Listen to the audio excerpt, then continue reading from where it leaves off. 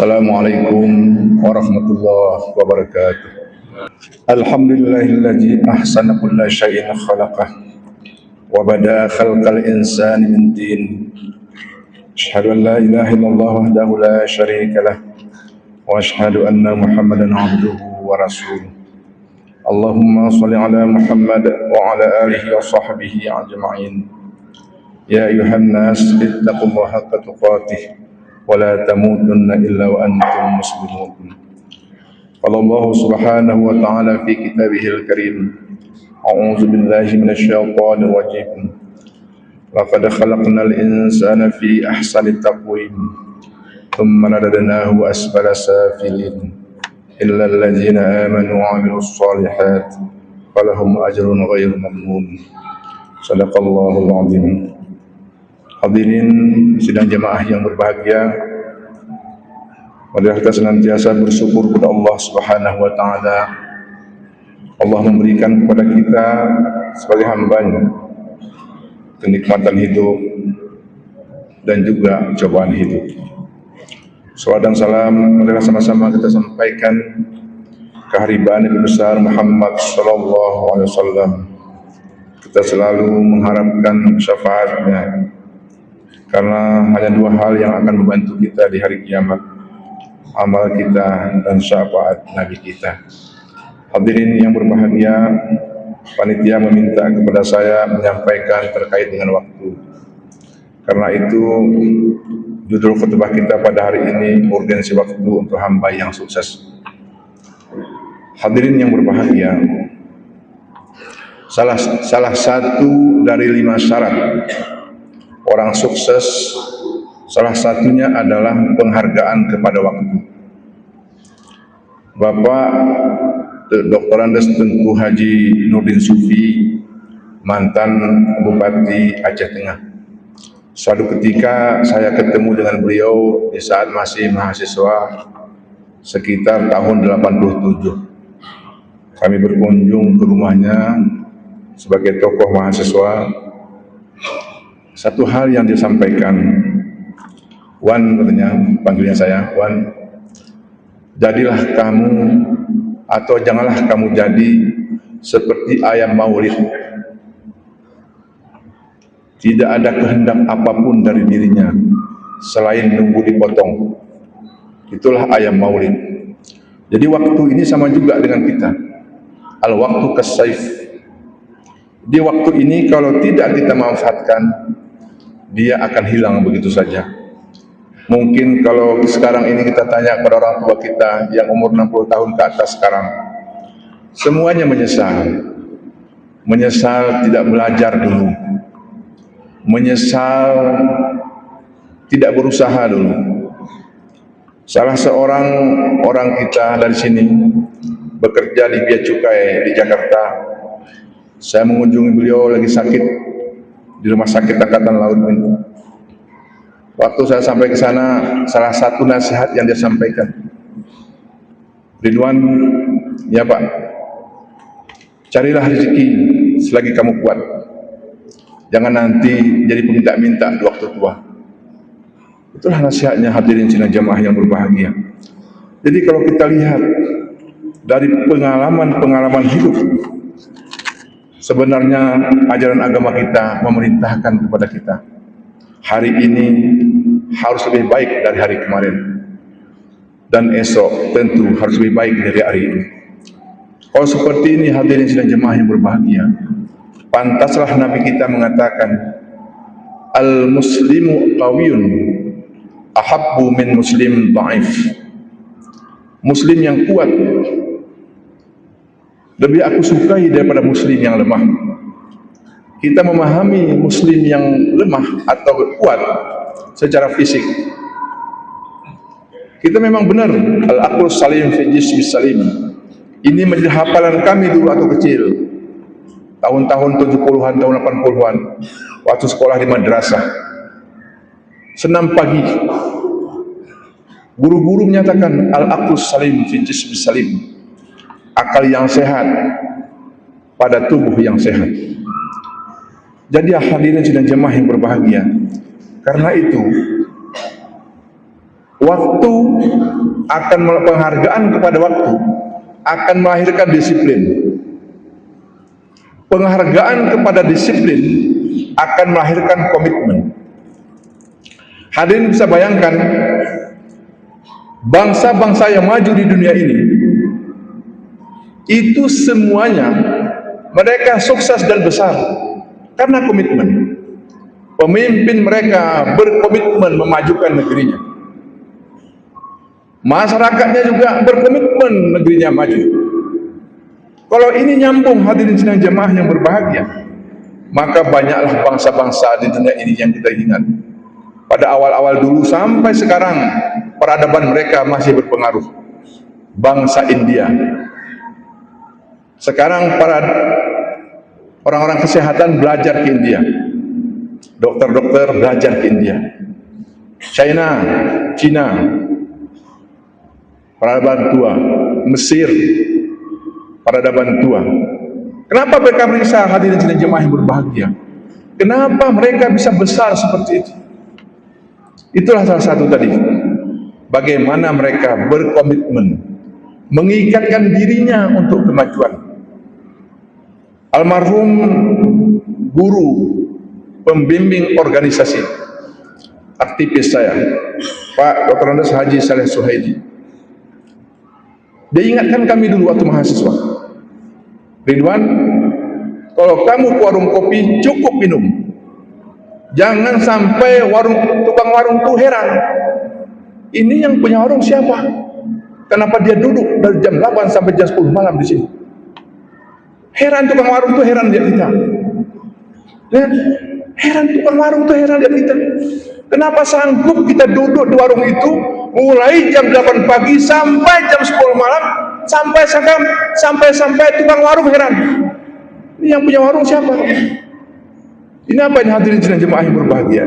Ini adalah orang-orang yang melalaikan waktu, membuang-buang waktu. Bisa hadirin bayangkan bagaimana kalau anak-anak kita, generasi kita seperti itu, apa jadinya negeri kita ini ke depan? Tantangan sekarang bukan main-main.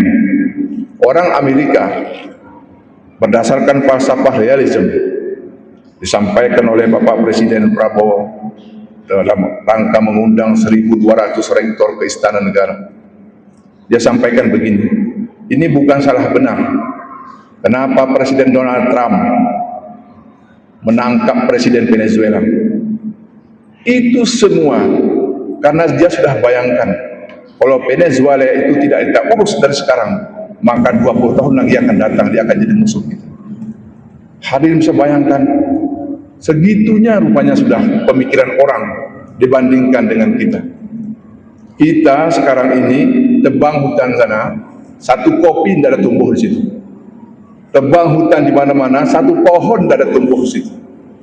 Kalau kita misalnya kita tebang hutan, kita tanam kopi, tanam kokak, tanam yang lain, oke lah ada berbekas. Tapi ini tidak. Apa artinya itu? Berarti kita tidak pernah berpikir bagaimana masa depan negeri kita, bagaimana masa depan anak negara kita, bagaimana masa depan keturunan kita. Sekarang saja kita sudah menderita seperti ini. Bayangkan bagaimana anak-anak kita 10 tahun lagi, 20 tahun lagi. Terpikirkah kita seperti itu? Pada satu ketika, hadirin sidang jemaah yang berbahagia, di suatu pulau di Nusantara ini, bagaimana kearifan lokal daripada masyarakatnya. Waktu mereka berburu, datang rusa 10 ekor rusa. Mereka mau menangkap. Sebenarnya kalau kita pikir karena mereka hanya binatang itulah makanan pokoknya, seharusnya dia tangkap, dia tembak, dia panah 10 itu. Tetapi tidak, hadirin sidang jemaah yang berbahagia. Hanya diambil satu ekor. Terus kata peneliti, kenapa diambil satu? Sedangkan ini adalah kesempatan untuk menangkap. Dia katakan, kalau kita ambil sekarang 10-10-nya, maka 2 tahun ke depan kita akan susah mencarinya. Maka kita ambil satu, insya Allah kebutuhan kita akan terus tercukupi. Ini hadirin sidang jemaah yang berbahagia. Apabila sesuatu itu jatuh kepada orang yang bijak, maka selamatlah negeri kita. Apabila sesuatu jatuh pada orang yang rakus, maka habislah kita. Karenanya hadirin dan jemaah yang berbahagia, kita haruslah berdoa. Berdoa selalu, kita hindari yang seperti ini. Hadirin dan jemaah yang berbahagia, waktu kita sebagaimana kita lihat di kalender, 12 bulan 1 tahun. 1 bulan ada yang 30 hari, ada 29, ada 31. Seminggu 7 hari, 1 malam 24 jam. Sekarang dari beberapa saya bertemu dengan kawan-kawan hadirin dan jemaah yang berbahagia, saya tanya ke mereka, apa yang sudah terjadi dengan dirimu sekarang? Dia katakan, kami mempercepat tidur. Jadi kalau dulu kami tidur jam 12, sekarang ini kami tidur jam 9, jam 10 paling telat. Artinya apa hadirin dan jemaah yang berbahagia? Berarti rekan-rekan saya, orang-orang yang berkomunikasi dengan saya, dia sudah mulai mendasarkan kehidupannya dengan ilmu pengetahuan. Dia tidak lagi menjadikan kehidupannya dengan kebiasaan yang tidak menentu dan merugikan masa depannya. Tetapi dia sudah mulai mengikuti ilmu pengetahuan. Jadi artinya hadirin dan jemaah yang berbahagia, dia sudah masuk. Dia sudah masuk bahwa menjalankan kehidupannya, dia benar-benar sudah mematuhi bahwa tidur cepat lebih bagus daripada tidur malam. Karena itu akan merusak. Sama dengan hadirin dan jemaah yang berbahagia, rokok misalnya. Narkoba, tidak mungkin orang tiba-tiba dia menghisap ganja dan lain-lain, itu orang tidak merokok. Hampir tidak ada. Pasti kalau mereka narkoba dan segalanya sudah mulai dari rokok. Jadi karenanya hadirin dan jemaah yang berbahagia, kebiasaan-kebiasaan seperti ini di lingkungan kita, anak-anak kita jaga sama-sama. Jangan lagi kita biarkan. Misalkan begini, orang yang berumur sekarang ini 25 tahun, 30 tahun, membiarkan anak SMP itu merokok. Pasti orang tuanya pun tidak setuju. Tetapi kita biarkan. Bukankah anak SMP itu 12 tahun, 15 tahun, umur yang di atasnya 25 tahun, itu mereka dalam kehidupannya nanti akan ketemu di umur 50-60 tahun. Bukankah orang seperti tadi itu akan menjadi urusannya nanti di saat dia umur 50 tahun, di saat dia umur 60 tahun. Maka dari sekarang kita cegah kebiasaan-kebiasaan yang tidak baik, harus kita cegah, jangan kita biarkan. Hadirin dan jemaah yang berbahagia, terakhir, kita ini berada di bulan Sya'ban. Di bulan Sya'ban kadang-kadang kita luput, seakan-akan kita menghayal bulan Ramadan.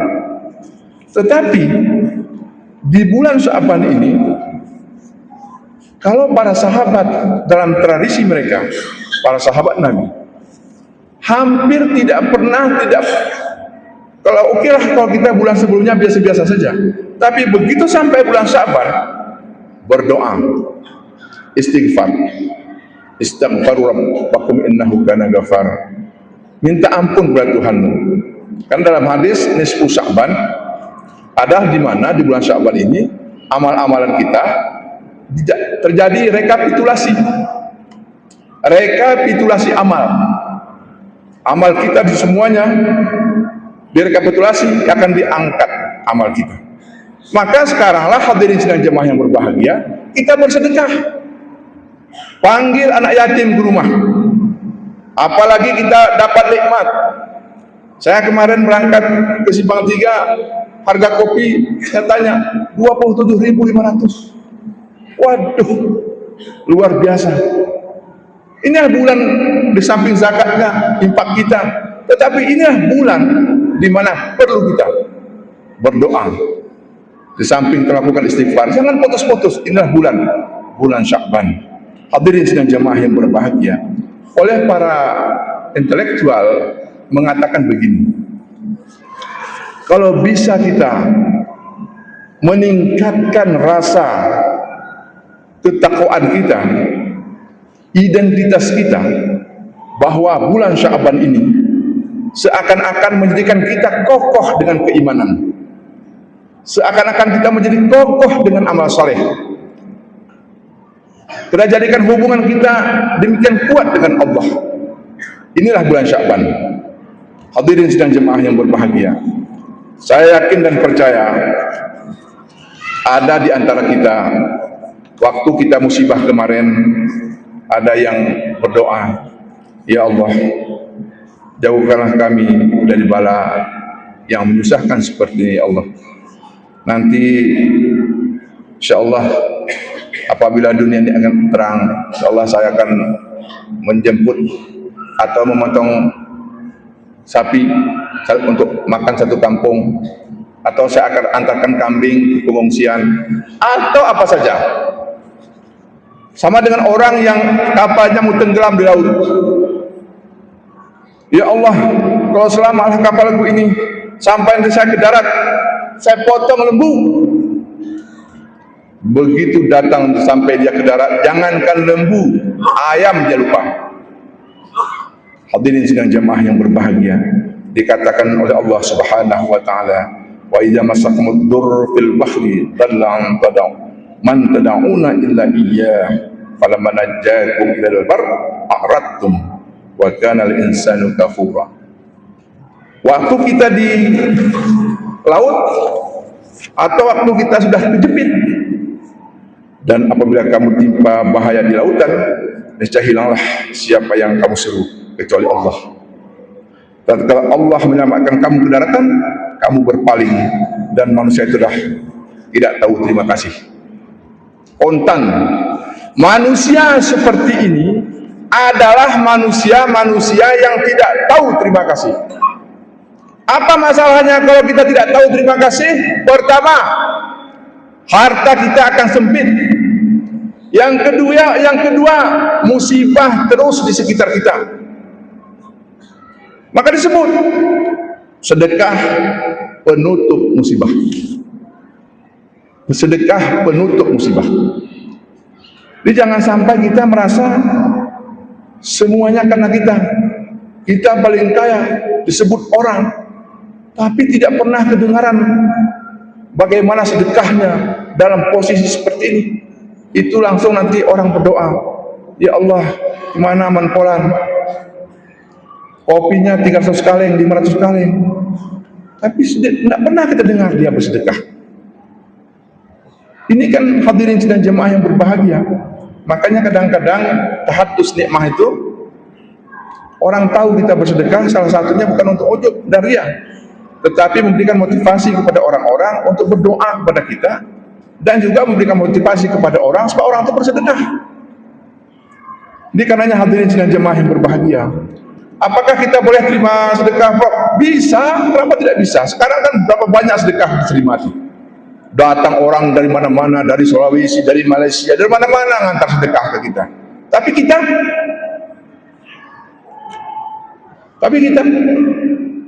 ada, kita antar, mudah-mudahan ada. Dengan harga kopi seperti tadi 26.000, 23.000, ada enggak kita antar saudara-saudara kita? Kain sarung apa, beras 5 kilo, entah apa. Apalagi ini mendekat Ramadan nanti.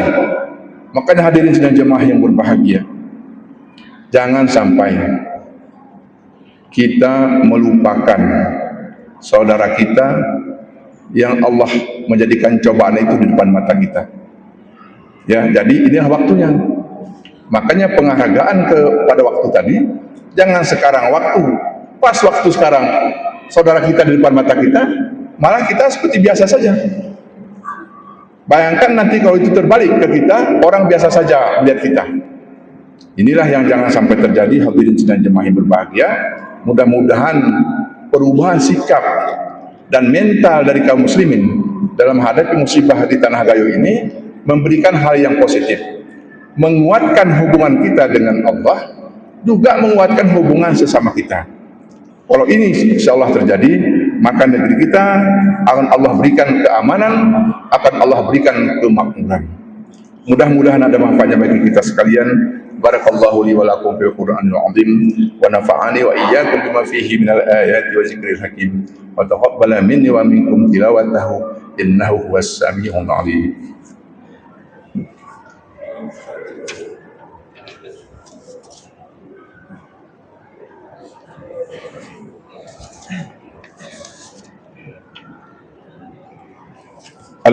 Rabbil Alamin wal aqibatu lil muttaqin wa nahdini ala umri dunya wad din.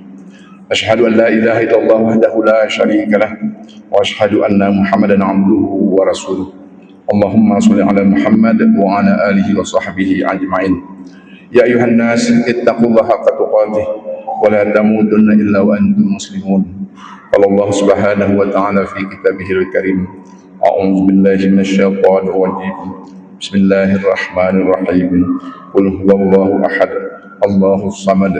Lam yalid wa lam yulad wa lam yakul lahu kufuwan ahad.